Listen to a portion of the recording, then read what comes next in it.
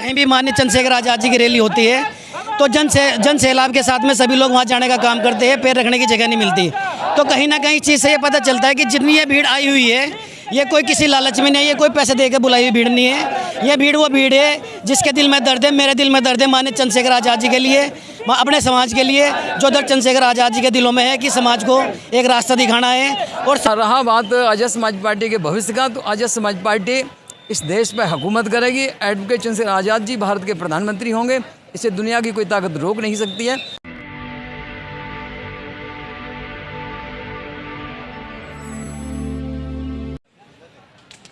जय भीम, मैं मेवालाल और आप देख रहे हैं बहुजन समय। साथियों, आज दिल्ली में इंदिरा गांधी स्टेडियम में आज़ाद समाज पार्टी भीम आर्मी के बहुत बड़ा विशाल महारैली की गई। तो यहाँ पूरे देश से आज़ाद समाज पार्टी और भीम आर्मी के लोग इकट्ठे हुए। तो उसी में हमारे साथ सर, सबसे पहले आपको जय भीम। जय भीम। रहा बात आज़ाद समाज पार्टी के भविष्य का, तो आज़ाद समाज पार्टी इस देश पर हुकूमत करेगी। एडवोकेट चंद्रशेखर आज़ाद जी भारत के प्रधानमंत्री होंगे, इसे दुनिया की कोई ताकत रोक नहीं सकती है। ऐसा बहुजन समाज के लोग इकट्ठा होकर के आज की महारैली ने भी ऐसा एहसास कराया है। सर, एक सवाल है आपसे, आप बहुजन समाज पार्टी से जुड़े थे, बहुजन समाज पार्टी में ऐसा क्या आपने कमी देखा, आप बहुजन समाज पार्टी छोड़ दिया, और आज़ाद समाज में क्या ऐसा देखा कि आज़ाद समाज पार्टी ज्वाइन किया? 2 सवाल है। देखिए, जहाँ तक बहुजन समाज पार्टी का प्रश्न है, माननीय काशीराम साहब की अगुवाई में बड़े पैमाने पर हमने काम किया और मुझे भी 2 बार विधायक बनने का मौका मिला, मंत्री के रूप में सेवा करने का मौका मिला। और रही बात आज़ाद समाज पार्टी की, आज़ाद समाज पार्टी एडवोकेट चंद्रशेखर आज़ाद जी के संघर्ष से प्रभावित होकर, आज़ाद समाज पार्टी और भीम आर्मी की नीतियों से प्रभावित होकर मैं नहीं, बड़े पैमाने पर इस देश के युवा, इस देश के लोग आज आज़ाद समाज पार्टी भीम आर्मी से जुड़ रहे हैं। और यही हकीकत है कि आने वाले समय में आज़ाद समाज पार्टी का इस देश में हुकूमत होगी। सर, लोग कह रहे हैं जब बहन जी का रुतबा था, बहन जी की सरकार थी, तो आप सब साथ थे, लेकिन जैसे बहन जी की सरकार गई आप सब लोग नाता तोड़ दिए, अलग अलग हो गए। जहाँ तक माननीय बहन कुमारी मायावती जी का प्रश्न है, माननीय बहन कुमारी मायावती जी का आज भी सम्मान करते हैं, कल भी सम्मान करते थे, और मैं उनमें से नहीं हूँ। मुझे माननीय बहन कुमारी मायावती ने, उन्होंने खुद 2018 में पार्टी से निकाला था, मैंने पार्टी नहीं छोड़ी थी। अब जब उसमें बहुजन समाज पार्टी में मेरी ज़रूरत ही नहीं है, तो फिर मैं क्या करता बहुजन समाज पार्टी में। तो चलो ठीक है, आप वहाँ से नाता तोड़ लिए, लेकिन आज़ाद समाज पार्टी में जुड़ने का क्या कारण है? जहाँ तक आज़ाद समाज पार्टी में जुड़ने का प्रश्न है, आप देख रहे हो कि आज़ाद समाज पार्टी के जो राष्ट्रीय अध्यक्ष, अभी राष्ट्रीय अध्यक्ष जी ने जो अपनी बात कही है, और बहुजनों के जो अधिकारों की और संवैधानिक अधिकारों की, और अभी जो फैसला आया था सुप्रीम कोर्ट के 7 जजों की बेंच का, तो उसमें देखा होगा कि भाई चंद्रशेखर आज़ाद जी की अगुवाई में भीम आर्मी आज़ाद समाज पार्टी के लोगों का जो जन सैलाब आपने देखा है, उनके संघर्ष, उनकी कुर्बानी और वह निडरता, वह सरकार की किसी जांच एजेंसी से भी नहीं डरते हैं, वह निर्भीक होकर के अपने लोगों की आवाज़ उठाते हैं, अपने लोगों की बात करते हैं। सर, आज़ाद समाज पार्टी में लोग कह रहे हैं कि इसमें नवयुवक की ही भागीदारी है, लेकिन जो बड़े एज के लोग उनको रिस्पेक्ट नहीं मिलता या सम्मान नहीं मिलता, क्या कारण कि और लोग नहीं जुड़ पा रहे हैं? अभी आपने देखा होगा कि मेरे साथ बहुत सारे लोग बैठे थे, जो पूर्व विधायक, पूर्व मंत्री बैठे थे, और मेरी 68 वर्ष की मेरी उम्र है, और मैं आपको जवान लगता हूँ, तो मैं क्या कह सकता हूँ। और मैं राष्ट्रीय कोर कमेटी के सदस्य हूँ, और आज़ाद समाज पार्टी भीम आर्मी के सिपाही और माननीय राष्ट्रीय अध्यक्ष हमें पूरा सम्मान देते हैं, पूरी इज्जत, हमारी इज्जत करते हैं, उनकी तरफ से सम्मान में हमारे कोई कमी नहीं है। सर, एक और आरोप लगता है चंद्रशेखर के ऊपर, आपसे सफाई चाहूँगा। कहते हैं कि ये नौजवानों को गुमराह करते हैं, इनको जेल में बंद कर देते हैं और इनका भविष्य खराब कर रहे हैं चंद्रशेखर जी।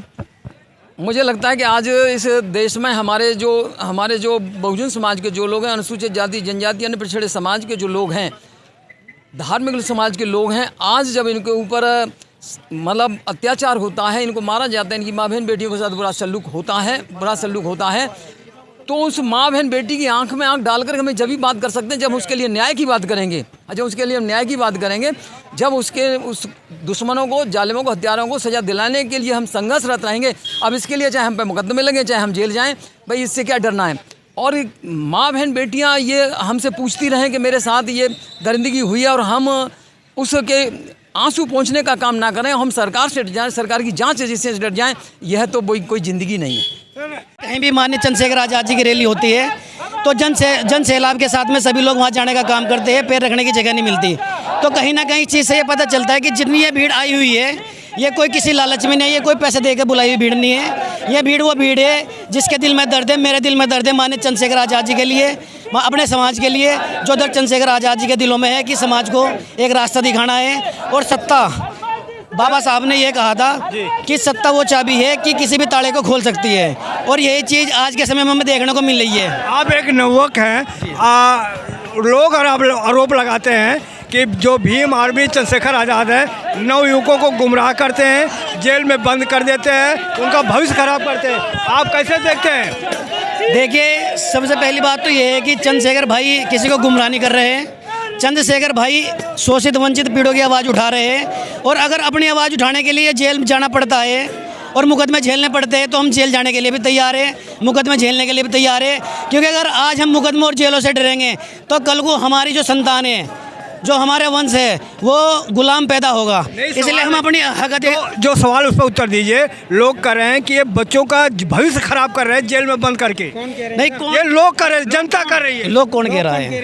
देख तो ये जनता कह रही है। कहीं ना कहीं चंद्रशेखर भाई आज उस मुकाम पे है कि शायद देश भर में कोई नेता नहीं है। चंद्रशेखर भाई की इतनी लोकप्रियता बढ़ रही है, उस चीज़ से लोग, जो विपक्षी लोग हैं वे जल रहे हैं। वे नहीं चाहते कि एक दलित का बच्चा सदन में चला जाए, एक दलित का बच्चा कि राजनीति में चला जाए, एक दलित का बच्चा मुख्यमंत्री बन जाए या प्रधानमंत्री बन जाए। तो उनके पिछवाड़े में कहीं ना कहीं ये दर्द हो रहा है कि एक दलित का बच्चा आवाज़ ना उठा पाए, और ये दलित के बच्चे पढ़ लिख ना ले और बराबर में ना बैठ जाए, अपने हक अधिकारों के लिए बोलना ना लगे। इसलिए लोग सवाल उठाते हैं।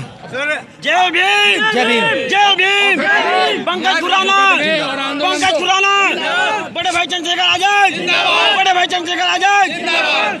सर, आरक्षण में जो वर्गीकरण हुआ है वो उस वर्गीकरण को आप कैसे देखते हैं? देखिए, आरक्षण SC/ST का जो आरक्षण है वो किसी के बाप की जहांगीर नहीं। पहले तो मैं बता दूं, ना तो सरकार के बाप की जहांगीर है, और जितने मनुवादी बैठे हैं ईंट से ईंट लड़ा ले, हम अपने आरक्षण के अधिकारों के लिए लड़ेंगे, और लड़ते लड़ते हम चाहे शहीद हो जाए, हमें वो मंजूर है। रही बात SC/ST में वर्गीकरण की, अब आप एक बात बताओ मुझे, सरकार ने सुप्रीम कोर्ट के माध्यम से एक नियम निकाला क्रीमी लेयर का कि SC/ST में क्रीमी लेयर लागू करेंगे, जिसकी 8 लाख से ज़्यादा वार्षिक आय होगी उस आरक्षण का लाभ नहीं मिलेगा। क्यों भाई? आरक्षण तुम्हारे बाप की जहांगीर है, तुम्हारे बाप क्या जहांगीर है क्या? बाबा साहब ने संविधान में सबको बराबर का अधिकार दिया है। वर्गीकरण हुआ सही हुआ कि गलत हुआ? वो गलत हुआ है। वर्गीकरण से क्या है कि जो हमारे SC/ST वर्ग के लोग हैं वे एक दूसरे को मतलब तीखी नज़र से देखेंगे, ये बोलेंगे कि भाई उनके दिमाग में उल्टी बात है कि तुम्हारा आरक्षण तो चमार खा रहे, तुम्हारा आरक्षण तो वाल्मीकि खा रही है, तुम्हारा आरक्षण तो ये मतलब SC/ST में जितनी भी जाति है इनको वर्गीकरण कर रहे हैं, ये अच्छी बात नहीं है। और बात सुनो, ये SC/ST जो बहुजन समाज है ना, 85% समाज है, ये जान चुका है, ये जाग चुका है, क्योंकि अब सब पढ़े लिखे लोग हैं, अब कोई अनपढ़ नहीं रहा। इस मनुवादी सरकार को हम समझा देंगे टाइम आने पर, और समझाएंगे कैसे, हम ईंट का जवाब पत्थर से देंगे, इस सत्ता को बदलने का काम करेंगे। अब बहुजन एक हो चुका है, हम इसका जवाब हम वोट से देंगे, क्योंकि बाबा साहब ने हमें वोट का वो अधिकार दिया है। ये सभी हथियारों के सामने, ये वोट के सामने सब हथियार फीके हैं। क्योंकि अगर हम वोट अपनी एक सही जगह डालेंगे और सत्ता बदलने का काम करेंगे और बहुजनों की सत्ता लाने का काम करेंगे, तो मैं कहता हूँ कि कहीं भी बहुजन पे इस देश भर में अत्याचार नहीं हो पाएगा। सर, आप करें, वर्गीकरण हुआ है, आप गलत कर रहे हैं कि गलत निर्णय है, लेकिन वंचित समाज जो है खुश है कि बहुत दिन के बाद वंचित समाज खुश है, मुझे बता जो वाल्मीकि है, अपने से और कोई भी बात ना करे, आप टिप्पणी ना करें। सुनो, आप टिप्पणी ना करें कि वंचित लोग वो कर रहे हैं। यहाँ पे सब तरह के लोग हैं, यहाँ पे SC/ST वाले भी लोग हैं, OBC वाले भी लोग हैं, हमारे जाट भाई भी, गुज्जर भी है, यहाँ पे सैनी समाज के लोग भी है कहीं ना कहीं, और चमार कुम्हार जितने भी 80-85% में सब लोग का ये समर्थन है। यह खाली यहाँ पे चमार नहीं है, यहाँ पे 85% सब लोग अपना समर्थन कर रहे हैं माननीय चंद्रशेखर आजाद जी को, और ये हमारा अधिकार है, इसको हम छीन के लेंगे। इस मनुवादी सरकार को हम बताना चाहते हैं। लेकिन उनको कैसे संतुष्ट कर, मैं जंतर मंतर गया तो उनका प्रोग्राम था, तो लोग यही कह रहे थे कि कह रहा है ये जो वाल्मीकि समाज कल धन वहाँ पर, देखिए जो वाल्मीकि, देखिए सर्व समाज अपना समाज है। मैं वाल्मीकि समाज को भी कहना चाहूँगा, मैं अपने बिरादर, अपने भाई है। सबसे पहले मैं बताना चाहूँगा कि एक आदमी चाहे DM SDM बन जाए, पर जब तक वो अपने महापुरुषों को नहीं पढ़ने का, उसे कोई नॉलेज नहीं होनेगी।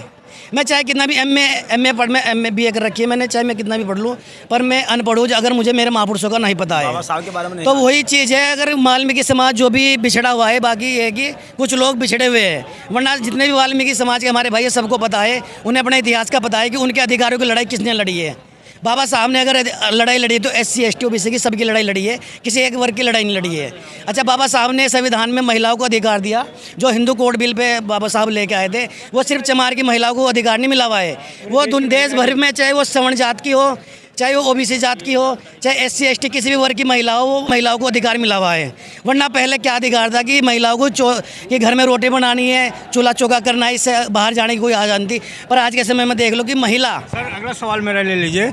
इस देश में बहुजन समाज का सबसे प्रिय नेता कौन है? इस देश में बहुजन समाज का अगर फिलहाल के समय में कोई लोकप्रियता नेता है और आने वाले टाइम में भी रहेगा तो माननीय सिर्फ चंद्रशेखर आज़ाद जी है। उससे अलग कोई नेता दूसरा नहीं है। क्योंकि अगर देश भर में कहीं भी अत्याचार किसी पर भी होता है, यानी कि SC ST पर हो, किसी भी वर्ग पर अत्याचार हो रहा है, तो चंद्रशेखर भाई उनकी आवाज़ उठाना चाहते हैं। और चंद्रशेखर भाई के पीछे इतनी आबादी है, इतनी भीड़ है कि आप देख सकते हो। अरे, इतनी बड़ी बहन जी हैं तो क्या उनका? बहन जी देखो, हर चीज़ का एक समय होता है। कभी आप जवानी में भी आए होंगे, पैदा भी होंगे, पर आप पे बुढ़ापा आ गया। जो चीज़ आप में जवानी में थी वो बुढ़ापे में नहीं होगी, ये चीज़ आप समझोगे। तो बहन जी का कहीं ना कहीं हम सम्मान करते हैं, वो भी हमारे समाज के एक नेता है। पर कहीं ना कहीं वो गलती कर रही है कि बाबा साहब के मिशन मूवमेंट से वो भटक रही है। बाबा साहब का मिशन मूवमेंट जो लेके आज के समय में चला है, वो माननीय चंद्रशेखर आज़ाद जी चल रहा है।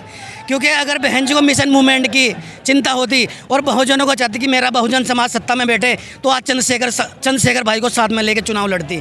अभी विधानसभा का चुनाव हुआ था, विधानसभा का चुनाव पहले हुआ, फिर लोकसभा का चुनाव। मैं विधानसभा से शुरू करता हूँ। विधानसभा का चुनाव हुआ, कोई भी विधायक MLA का बहन जी की पार्टी से नहीं आया। फिर लोकसभा चुनाव 2024 का आया। आज आप देख लो कि एक भी सांसद लोकसभा का बहन जी की पार्टी से नहीं बना। वो क्यों नहीं बना? कुछ ना कुछ तो कमी होगी।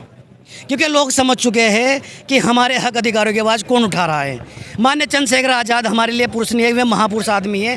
बाबा साहब के बाद जो संघर्ष किया माननीय साहब काशीराम जी ने किया, उसके बाद अब चंद्रशेखर भाई अब इस मिशन मूवमेंट को लेकर चले। और हम दिल से माननीय चंद्रशेखर आज़ाद जी के साथ है। और जब तक जिंदगी और जब तक हमारी सांस में सांस है, माननीय चंद्रशेखर आज़ाद जी के हाथों को मजबूत करेंगे।